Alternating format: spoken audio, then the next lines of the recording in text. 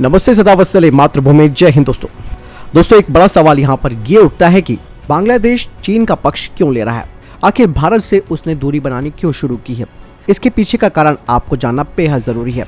बांग्लादेश लगातार चीन की पक्षधारी करता रहा है और इन सब को जानने से पहले हमें बांग्लादेश के भौगोलिक संरचना के बारे में भी थोड़ी सी जानकारी जाननी होगी, ताकि सवाल के जवाब को समझने में थोड़ी सहूलियत मिले। बांग्लादेश भारत का पड़ोसी मुल्क है और भारत के साथ उसकी सीमा सबसे ज्यादा लगती है, जो कि करीबन 4000 किलोमीटर से अधिक है। भारत वही मुल्क है जिसने बांग्लादेश को 1971 में अस्तित्व में लाया था। इससे पहले आपको मालूम है कि बांग्लादेश पाकिस्तान का हिस्सा था और इसे पूर्वी पाकिस्तान के नाम से जाना जाता था। लेकिन भारत का इतना बड़ा एहसान करने के बावजूद भी बांग्लादेश एहसान फरामोश क्यों होता जा रहा है। आज बांग्लादेश बीते दिनों का एहसान भूलकर चीन के जाल में फंस चुका है।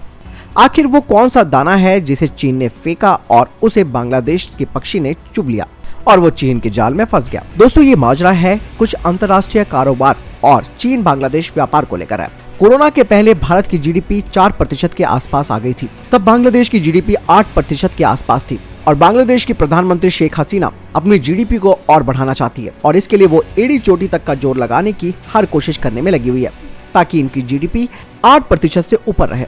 आज के मौजूदा दौर में जहां भारत और चीन की दोस्ती में खाई बढ़ती जा रही है, तब चीन ने बांग्लादेश की नस पकड़कर उसको अपनी तरफ खींचने के लिए बांग्लादेश की अर्थव्यवस्था को मजबूत करने के लिए अपना पासा फेंका है। चीन बांग्लादेश से जो सामान इंपोर्ट करता है उसे चीनी बाजार में बेचा जाता है और उस पर चीनी सरकार सीमा शुल्क नहीं वसूलती, यानी कि बांग्लादेश को अपने देश की सामान को चीनी बाजार में बेचने के लिए चीनी सरकार को टैक्स नहीं देना पड़ेगा। इससे ये फायदा होगा कि अब बांग्लादेश का सामान चीन में और सस्ता मिलेगा, जिसके कारण लोग और अधिक मात्रा में खरीदेंगे, जिससे बांग्लादेश को आर्थिक रूप से एक बड़ा फायदा होगा। दूसरी तरफ जो चीनी सामान बांग्लादेश के बाजारों में बिकता है उस पे बांग्लादेश की सरकार सीमा शुल्क वसूलती रहेगी, इसमें कटौती नहीं होगी।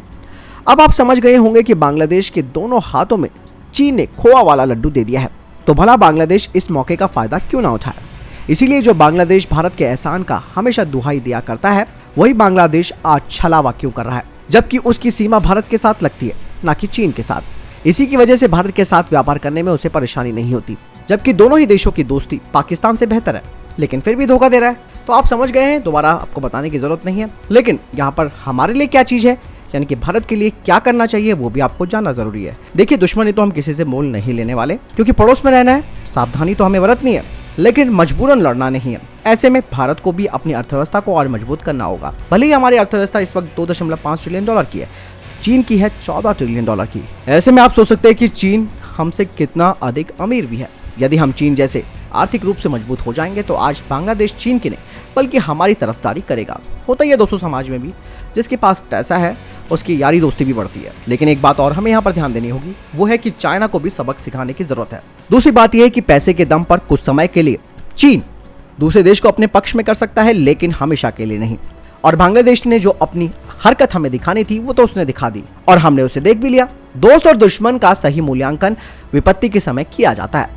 आज नेपाल तक भी भारत को कुछ भी बोल देता है। इसमें हमारी विदेश नीति का कोई दोष नहीं है, लेकिन मैंने कहा ना कि आर्थिक रूप से मजबूत होना बेहद जरूरी हो जाएगा। यही नहीं दोस्तों, चाइना की इन हरकतों पर केवल भारत की नजर नहीं है, बल्कि पूरे अंतर्राष्ट्रीय जगत की है। ऐसे में चाइना की इकोनॉमी को कमजोर करने के पीछे अब अमेरिका हाथ धोकर पड़ गया है और उसके खिलाफ एक तरह से युद्ध भी छेड़ दिया है। यही नहीं, भारत भी चाइना के खिलाफ इस तरीके के आर्थिक प्रतिबंध लगा रहा है। लेकिन दोस्तों एक चीज और है, यहाँ पर हमारे देश में जो हमारी आंतरिक स्थिति है उस पर भी ध्यान इसलिए देना जरूरी है क्योंकि हमारे देश में जयचंद काफी बैठे हुए हैं। ऐसे में कोई भी प्रोजेक्ट अगर आता है तो उसके लिए समर्थन की बजाय उसका विरोध होना शुरू हो जाता है। मान लीजिए कोई भी नया प्रोजेक्ट आता है तो बरसाती मेंढक ठक से बाहर आ जाएंगे और अलग अलग तरीके का ज्ञान देने लगेंगे, जैसे कि गरीबी, सुविधा देखो और वगैरह वगैरह। और जब कभी कोई प्रोजेक्ट गलती से शुरू होने के कगार पर पहुंच जाता है, फिर सरकार बदलने पर समीक्षा के नाम पर उसे निरस्त कर दिया जाता है। उदाहरण के लिए आप अहमदाबाद मुंबई की बुलेट ट्रेन की जो हालत है उन्हें देख सकते हैं।